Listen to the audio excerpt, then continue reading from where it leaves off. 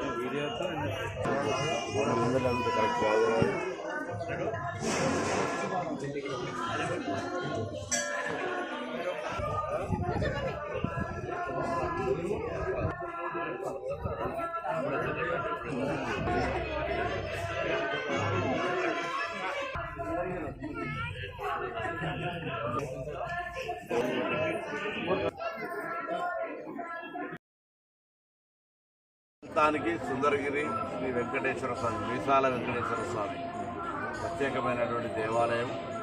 దేవాలయానికి సంబంధించి నూతనంగా కొల్లెట్టి శంకరయ్య గారు చైర్మన్ అయినారు. స్థానిక పెద్దలందరూ కూడా ఉన్నారు.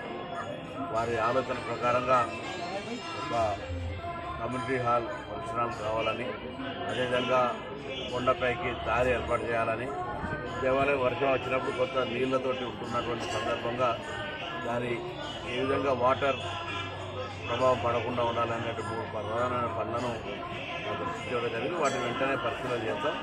ఎందుకంటే తెలంగాణ ప్రభుత్వంలో దేవాలయాలకు సంబంధించి పూజలు కానీ దానికి సంబంధించినటువంటి పాశ్చాత్య దాని యొక్క భక్తికి సంబంధించిన విషయంలో ఎక్కడ కూడా నిర్లక్ష్యం జరగకుండా అన్ని రకాలుగా దేవాలయాల యొక్క నిత్య పూజలు జరిగే విధంగా చర్యలు తీసుకుంటా ఉన్నాం.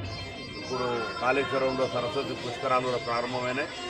అనేకమైనటువంటి మంచి ఏర్పాట్లు జరిగినాయి. భక్తులందరూ వచ్చి సరస్వతి పుష్కరాల్లో స్నానం చేయాలని విజ్ఞప్తి చేస్తున్నాం. అందుకు సంబంధించి బస్సులు ఏర్పాటు చేయడం జరిగింది. ముఖ్యంగా మహిళలు ఉచితంగానే బస్సు ప్రయాణం కూడా చేయవచ్చు. కాబట్టి సరస్వతి పుష్కరాలు మరి ముక్తేశ్వర స్వామి మన జిల్లాలోనే ఉమ్మడి జిల్లాలో ఉంది. అది ప్రాణహిత, దాని తర్వాత సరస్వతి అంతర్లీనంగా గోదావరితో కలిసిపోయేటువంటి వేడి సంగమం. అక్కడ మరి స్నానం ఆచరించి ఆ ముక్తేశ్వర స్వామి శివక్షేత్ర దక్షిణ కాశీలో ఉన్న ఆ క్షేత్రాన్ని నిన్ననే పోయి పుష్కర స్నానం కూడా చేసి రావడం జరిగింది గౌరవ ముఖ్యమంత్రి గారితో. సందర్భంలో దైవానికి సంబంధించి ఆశీర్వచనం ఉండాలని, రాష్ట్ర వ్యాప్తంగా పుష్టిగా వర్షాలు పడి రైతులంతా సుఖ సంతోషాలతో ఉన్నట్టయితే రాష్ట్రం అంతా సుభిక్షంగా ఉండి అన్ని రంగాల్లో ముందుకు పోయేటువంటి అవకాశం ఉంటుంది. అందుకే వ్యవసాయానికి సంబంధించి అనేక ప్రాధాన్యత ఇస్తాను. ఆ ప్రాధాన్యత ఇచ్చే భాగంగా ఆ దేవుడి ఆశీర్వచనం కూడా ఉంటే మంచి పాడి పంటలు, సుభిక్షమైన వర్షము అన్నీ కూడా బాగుండాలని సుందరి శ్రీ వెంకటేశ్వర స్వామి కూడా కోరుకుంటాను.